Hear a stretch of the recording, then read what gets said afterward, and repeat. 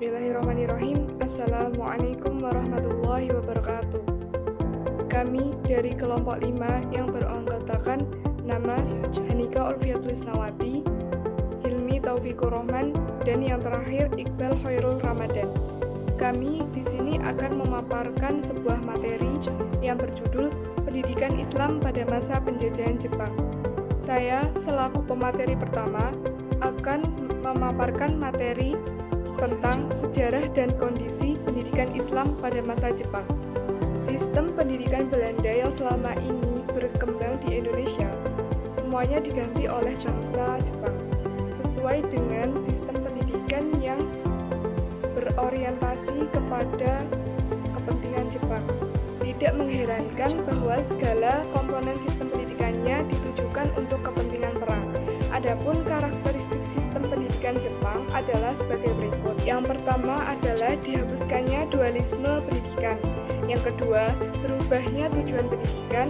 Yang ketiga, proses pembelajaran diganti kegiatan yang tidak ada kaitannya dengan pendidikan. Yang keempat, pendidikan dilatih agar mempunyai semangat perang. Pendidikan pada masa Jepang sangat memprihatinkan. Pemakaian bahasa Indonesia sebagai bahasa resmi. Jepang berusaha mendekati umat Islam dengan memberikan kebebasan dalam beragama dan dalam mengembangkan pendidikan, namun ulama tidak akan tunduk kepada pemerintahan Jepang apabila mereka mengganggu akidah umat Islam. Hal ini kita dapat saksikan bagaimana pada masa penjajahan Jepang ini perjuangan Kiai Haji Hasyim Asy'ari beserta kalangan santri menentang kebijakan kufur Jepang yang memerintahkan untuk melakukan Seikere, yaitu menghormati Kaisar Jepang yang dianggap sebagai keturunan Dewa Matahari. Akibat sikap tersebut, Kiai Haji Hasyim Asy'ari dipenjarakan selama 8 bulan. Selanjutnya, kondisi pendidikan Islam pada masa penjajahan Jepang mendapat cukup banyak tekanan dari pihak penjajah. Namun, dengan semangat jiwa patriotisme oleh para pejuang Islam mampu melawan penjajah dengan berbagai cara, termasuk penyelenggaraan pendidikan Islam yang sesuai dengan organisasi keagamaan. Untuk poin selanjutnya yaitu kebijakan pendidikan Islam masa penjajahan Jepang. Pendidikan Islam zaman penjajahan Jepang dimulai pada tahun 1942 sampai 1945 dalam Perang Pasifik atau Perang Dunia Kedua. Jepang memenangkan peperangan pada tahun 1942, berhasil merebut Indonesia dari kekuasaan Belanda. Kemudian setelah itu pada bulan Februari 1942 menyerang Sumatera Selatan. Jepang selanjutnya menyerang Jawa dan akhirnya memaksa Belanda menyerah pada Maret 1942. Sejak itulah kemudian Jepang memberikan kebijakan terhadap pendidikan Indonesia. Di antaranya dijadikannya bahasa Indonesia sebagai bahasa resmi pengantar pendidikan menggantikan bahasa Belanda. Adanya integrasi sistem pendidikan dengan dihapuskannya sistem pendidikan berdasarkan kelas sosial di era penjajahan Belanda. Kemudian sementara itu terhadap pendidikan Islam, Jepang mengambil beberapa kebijakan antara lain mengubah kantor For Islamic Zaken pada masa Belanda. Pondok pesantren sering mendapatkan kunjungan dan bantuan dari pemerintahan Jepang. Mengizinkan pembentukan barisan Hizbullah yang mengajarkan latihan dasar kemiliteran bagi pemuda Islam di bawah pimpinan Kiai Haji Zainal Arifin.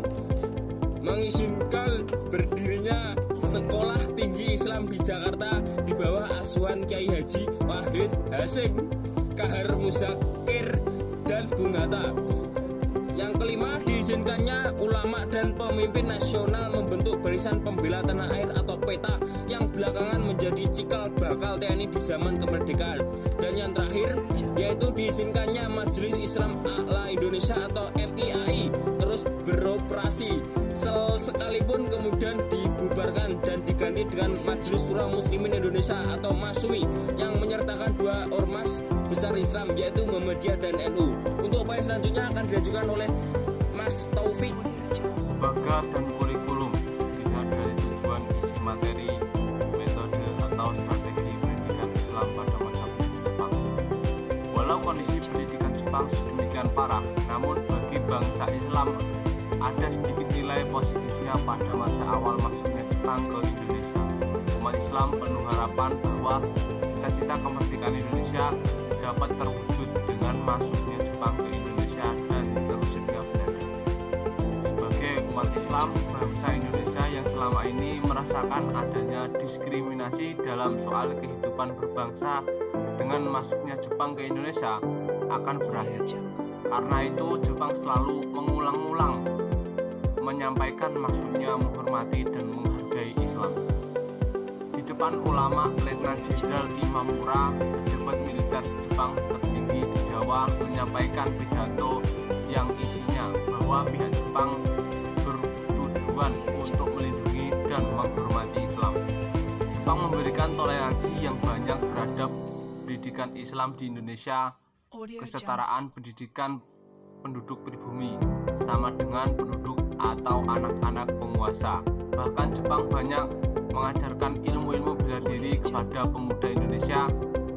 Pada masa penjajahan Jepang, banyak berdirinya lembaga-lembaga pendidikan dan pengajaran serta pendirian tempat-tempat ibadah. Lembaga-lembaga pendidikan dapat dikembangkan dan anak-anak dan penduduk pribumi diperbolehkan untuk belajar agama dan mengaji. Hal ini memberikan kesempatan bagi pendidik Islam untuk berkembang. Yang pertama, madrasah. Yang kedua, pendidikan agama di sekolah. Yang ketiga, perguruan tinggi. Yang pertama, madrasah. Awal pendudukan Jepang, madrasah berkembang dengan cepat terutama dari segi kuantitas. Hal ini dapat dilihat dari banyaknya para kiai yang membangun pesantren, salah satunya madrasah awaliyah yang ada di Sumatera. Yang kedua, pendidikan agama di sekolah. Sekolah negeri di sini dengan pelajaran budi pekerti. Hal ini memberikan kesempatan pada guru agama Islam untuk mengisi dengan ajaran agama, dan di dalam pendidikan agama tersebut juga dimasukkan ajaran tentang jihad melawan penjajah. Yang ketiga, perguruan tinggi Islam. Pemerintahan Jepang mengizinkan berdirinya sekolah tinggi Islam di Jakarta yang dipimpin oleh Kiai Haji Wahid Hasyim, Kiai Haji Muzakar, dan Bung Hatta. Di sini beberapa tujuan pendidikan Islam ketika zaman penjajahan antara lain: yang pertama, asas tujuan Muhammadiyah, mewujudkan masyarakat Islam yang sebenarnya dan asas perjuangan dakwah Islamiyah dan amar ma'ruf nahi munkar. Yang ketiga, INS atau Indonesia National School, dipelopori oleh Muhammad Syarif, bertujuan mendidik anak untuk berpikir rasional, mendidik anak agar bekerja sungguh-sungguh, membentuk manusia yang bertakwa.